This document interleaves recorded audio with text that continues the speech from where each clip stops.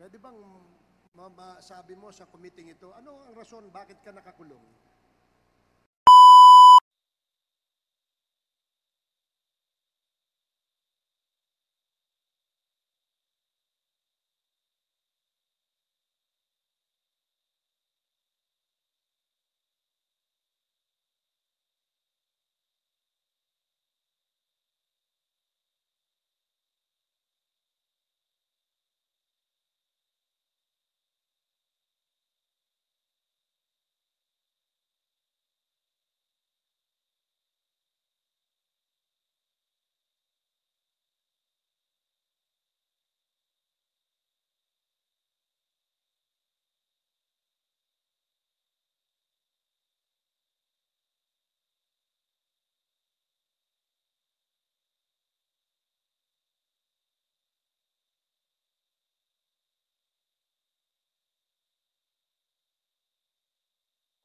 Resource Speaker who wanted to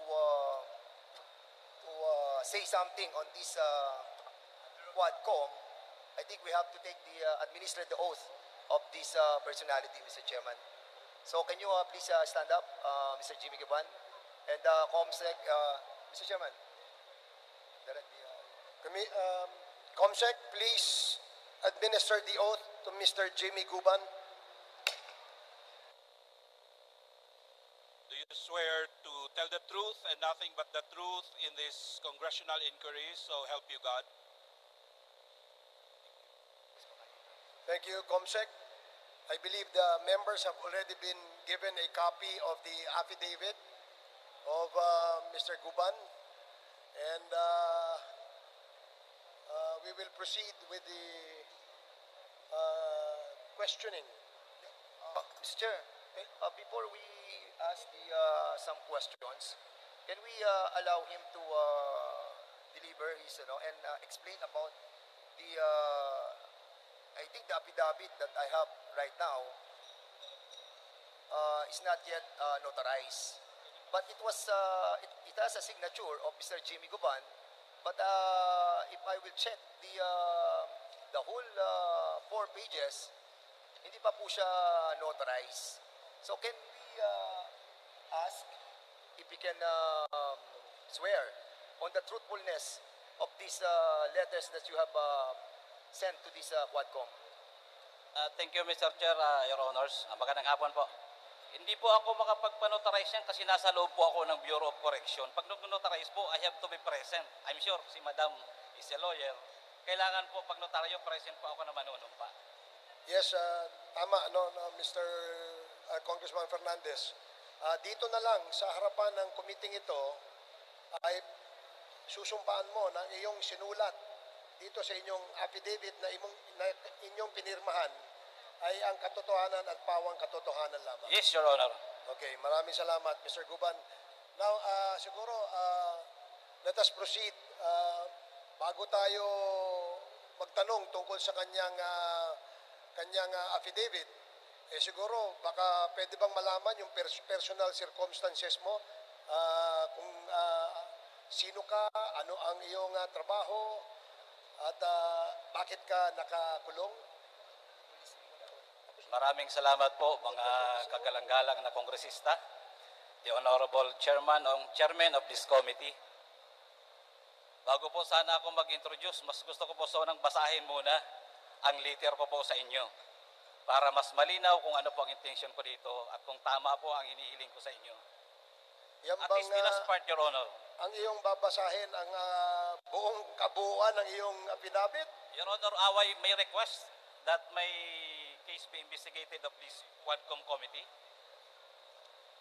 To Honorable Ace Barbers, Congressman Bimbineda Abanti, Honorable Congressman Paduano, and Congressman Dan Fernandez. As I am asking Your Honor, at least siguro kahit ito yung last 3 paragraph, with the forum which this Quadcom will provide, I wish to express my intent to be part of the investigation. And I undertake to tell the truth and nothing but the truth, to shed light on the proliferation of illegal drugs.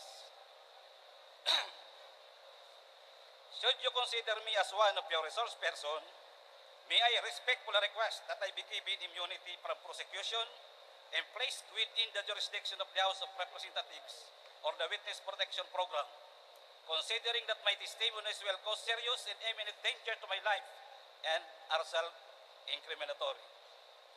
For your consideration and perusal, of course, Your Honor, I attach herewith copies of my sworn statement containing my proposed testimonies and judicial affidavit containing my retraction of my previous testimonies during the Senate, my testimony in the court, more particularly my statement that Colonel Asierto has personal knowledge of the importation of two magnetic lifters containing shabu and confiscated in Manila International Container Port on August 7, 2018.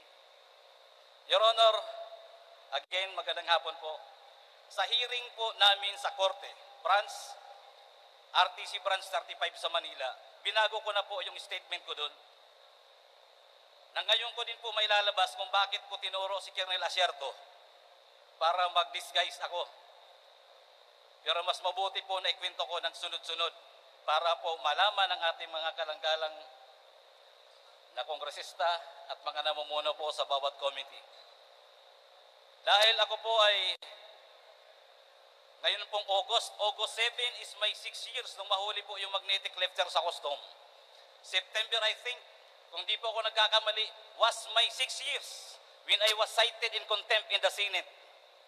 Kaya pag binilang ko po, halos 6 years na po akong pinahihirapan sa kulungan.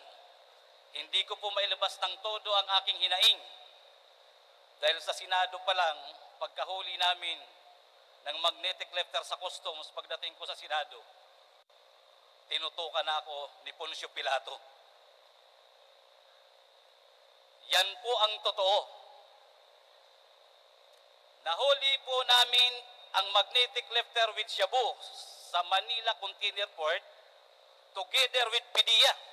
Then, kasama ko po si Colonel Pardo, Director of the NCR PDEA.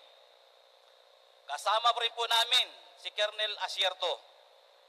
Kami po ang nagbuo nito para mabuo ang malahat at maayos at mahuli ang illegal na droga dahil yun po sa utos din sa akin ng Director ng CIS where I belong.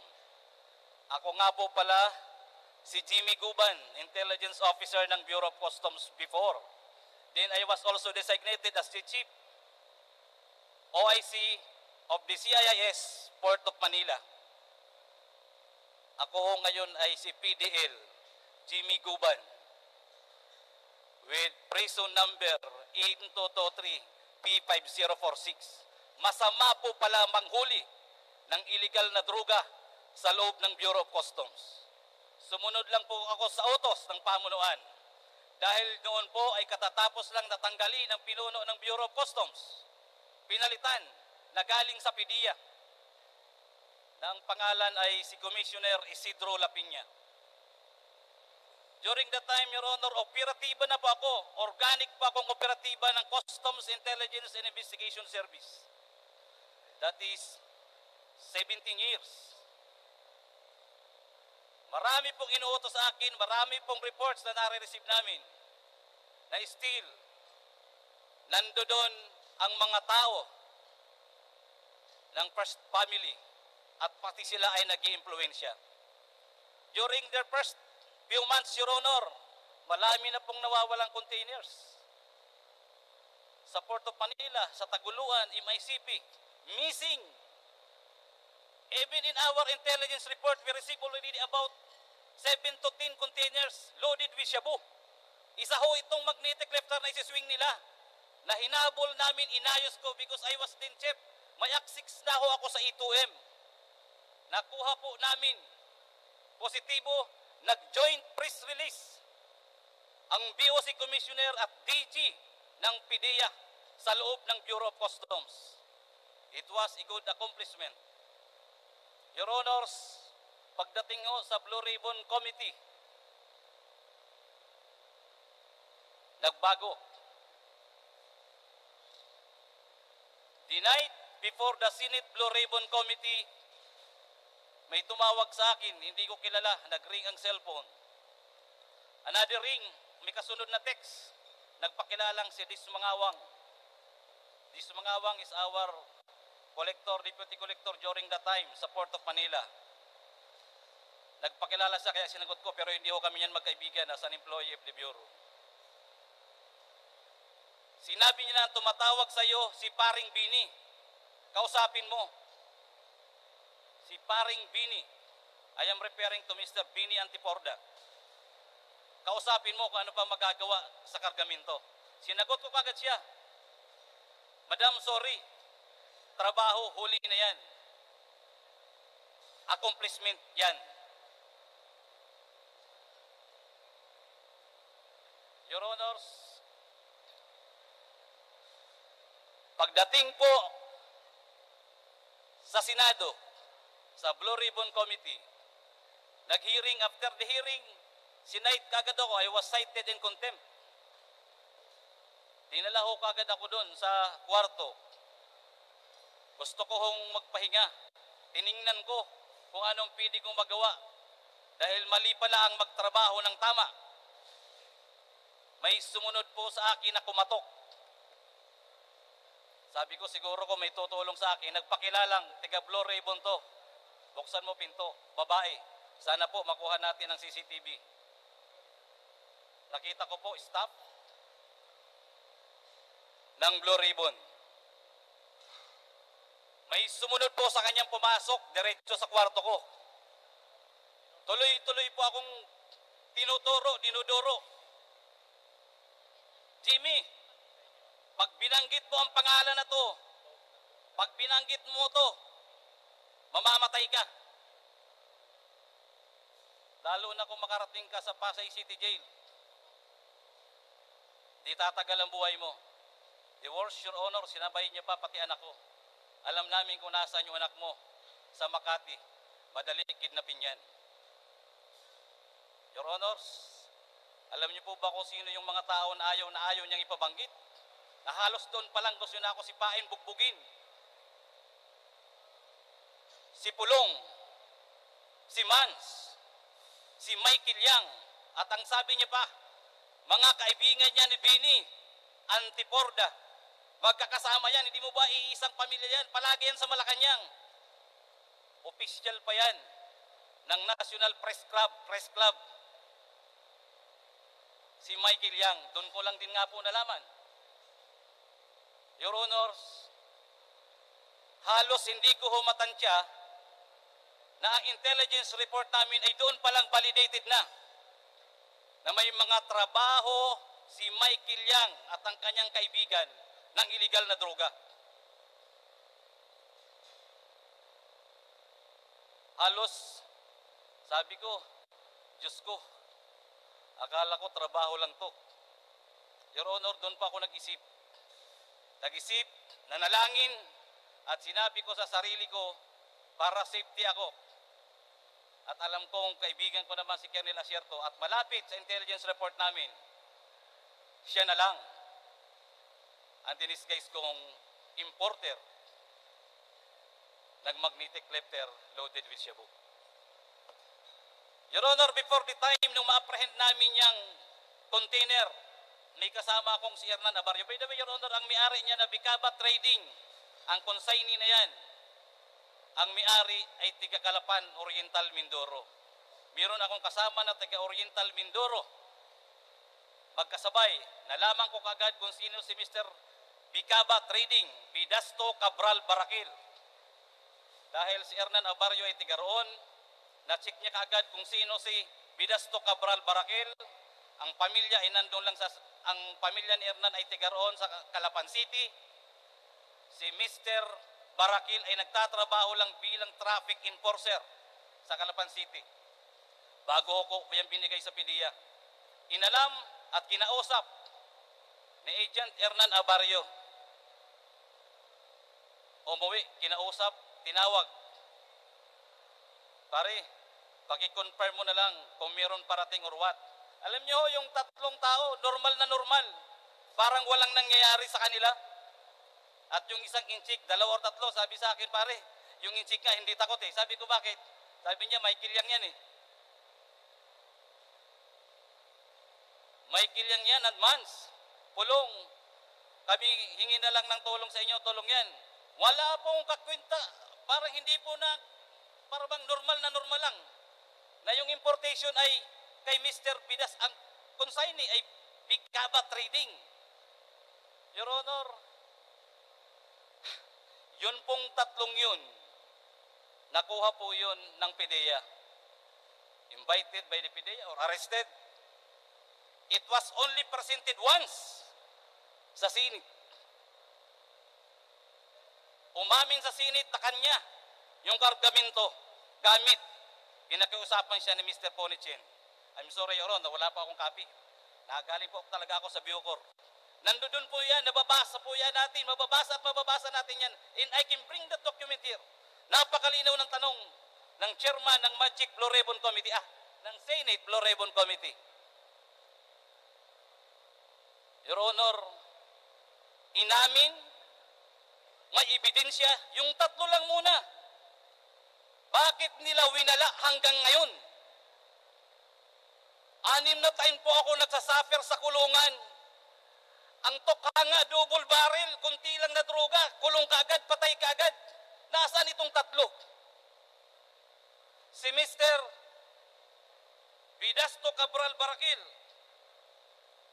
Lagrimas Katipan, Emily Lukigan, ang alam ko yung inchik, pinakawalan din nila. Ano ang meron?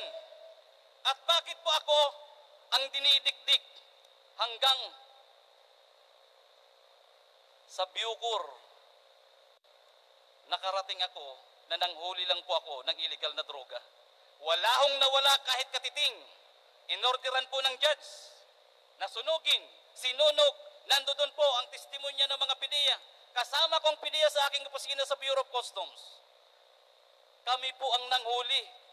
Ano po ang partikular na batas ang ibabiolate ko? Conspiracy to import? Or yun ang grand conspiracy na linisin ang pangalan ng First Family at si Michael Yang para pagsalitain pa ako at papirmahin na ang kasama doon sa importation na isang politiko na kalaban nila na hindi ako pumayag. Dahil sabi ko walang alam yan. Hanggang ngayon po, malinaw. Basahin ko man po ang testimonya ko hanggang ngayon. Magaling pa siguro po ang unti kong memory card. Hindi ko po makakalimutan kung papaano ko sinakripisyohan yan. Ako ho, ikinulong. Buti na lang may Diyos. Pagdating po sa kulungan, may mga tumutulong sa akin.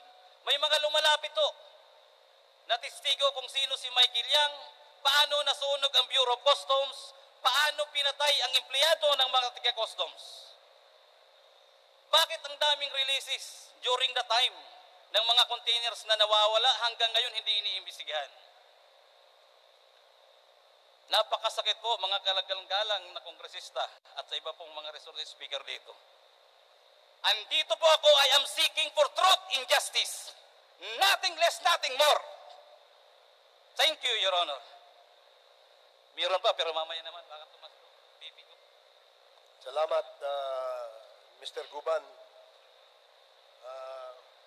Uminom ka muna ng tubig at bago ka namin, alam mo, Mr. Guban, ang iyong affidavit ay maaari naming tanungin. Nang sa ganon, kung ito talaga ay ikaw ang gumawa, at kung ito talaga ang katotohanan, lalabas naman po yan sa inyong mga sagot. Yes, Your Honor.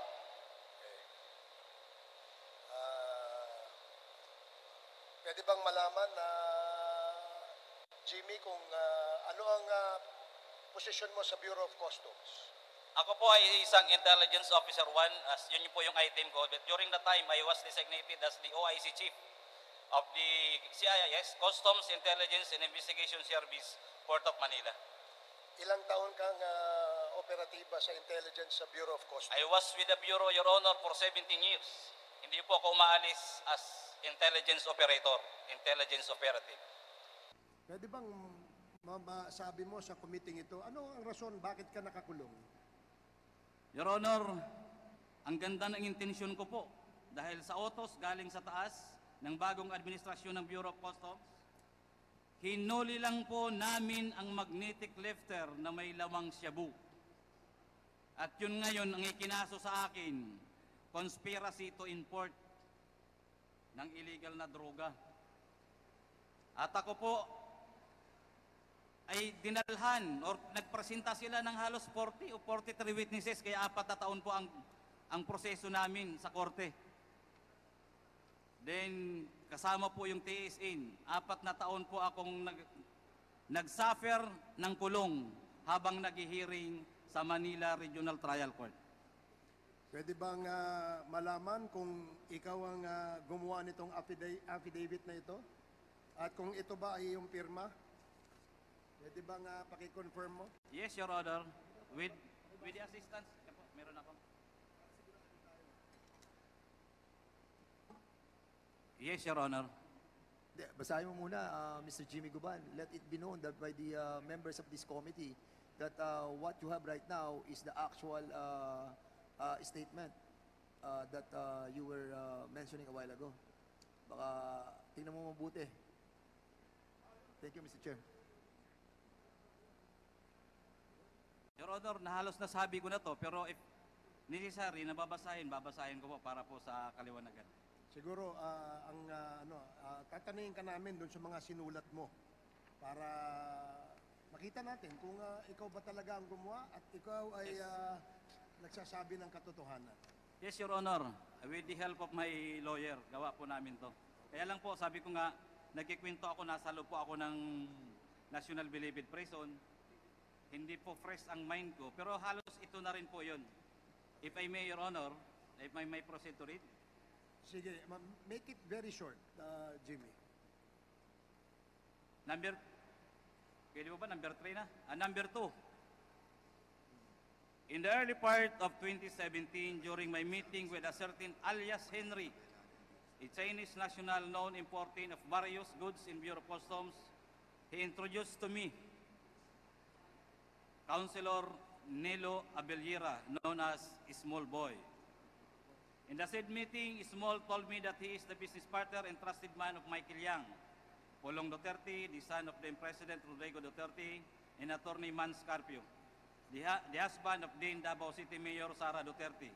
In that, as their business partner and trusted man, he was tasked to facilitate the release of shipment from the Bureau of Customs, which according to him were usually pants and clothes, agricultural products such as sugar, rice, and vegetables, among others. Councilor Small Abellira requested me not to be strict with their shipment after the meeting. Councilor Small always talked to me over the phone and sought my help in the release of their shipment, to which I acceded. In the meantime, our office received reports from our confidential informants, usually bodegueros and painantes of the shipment facilitated by Councilor Small Abellira, that illegal drugs were mixed up with said shipment. As an offshoot of said intelligence report, Director Adzar Albani of CIS Bureau of Customs issued to me a memorandum dated March 2018, re-importation of illegal drugs, monitoring, profiling, recording of imported goods. On account of our intelligence work, various shipments were alerted in various occasions. Small requested me, luwagan mo yung mga shipment na yan. Alam mo naman na kila Michael yan, Pulong at Mans. Said container shipment were reported missing while on hold and alert status in POM, MICP, yun po yung nabanggit ko kanina, pati po Taguluan, as well as other international ports in the country, prompting the House of Representatives to invite Custom Commissioner La Piña and to shed light thereon. Between the months of May and June 2018, Colonel Jojo Asierto shared to me an additional intelligence report about shipment of illegal drugs at the Bureau of Customs. In that, through profiling, backtracking, and tracing of documents, we were able to find out overstaying cargoes, one of which was the Bicaba trading shipment.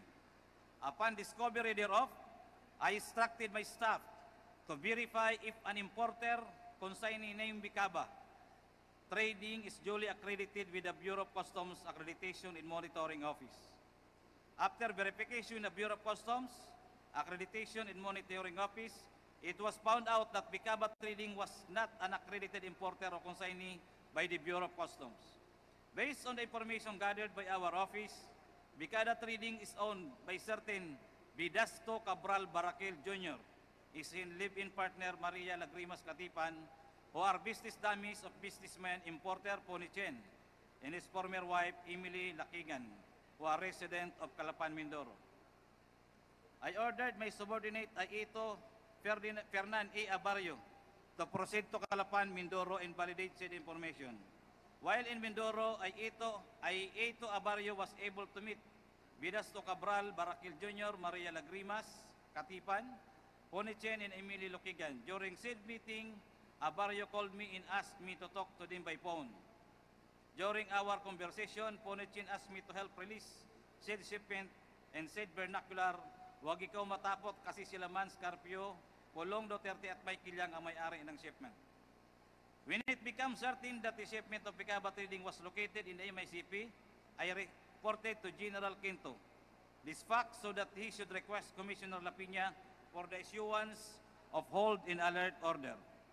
That request was approved by then Commissioner Lapina. On August 7, 2018, when we arrived at the MICP, the container was ready at the designated examination area, ready for its opening. After the container was opened, 2 magnetic reflectors were found inside container. In the presence of PDEA headed by Regional Director Pajardo and BOC official including General Quinto, MICP District Collector Attorney Bakiran, MICP BOC personnel, the magnetic reflectors were forklifted and taken out from the container. It took some time, however, to open the magnetic reflectors, so I have to go back to Colonel Acerto to inform him about the difficulty in opening them. After a while, Colonel Acerto called me back and gave the instruction, the details of which I also relayed to the PDEA agents in order for us to open these magnetic reflectors. In the afternoon of August 2018, Colonel Acerto arrived at MICP and conferred with Director General Aquino and Commissioner Lapina. After their meeting, I met them at the warehouse where the magnetic reflectors were opened. They congratulated each other for the accomplishment before presenting themselves to the media. Thereafter, the proper inventory and disposition of these drugs were undertaken.